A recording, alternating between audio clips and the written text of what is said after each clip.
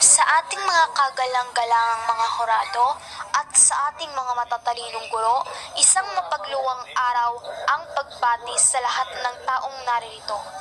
Ako po si Noring C. Kidin mula sa paaralang San Jacinto National High School.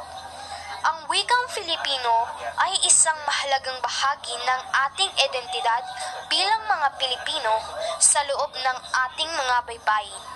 Ito ay hindi lamang isang paraan ng pakikipagtalastasan, kundi isang kasangkapan rin sa ating pag-unlad at pagpapalaya. Wika rin ang ating tulay upang tayong magkaisa at siyang maging sandata sa pakikibaka. Sa pamamagitan ng wikang Filipino, masasabi nating tayo ay tunay na malaya. Ang wika ng mga Pilipino ay nagbibigay ng kalayaan sa ating mga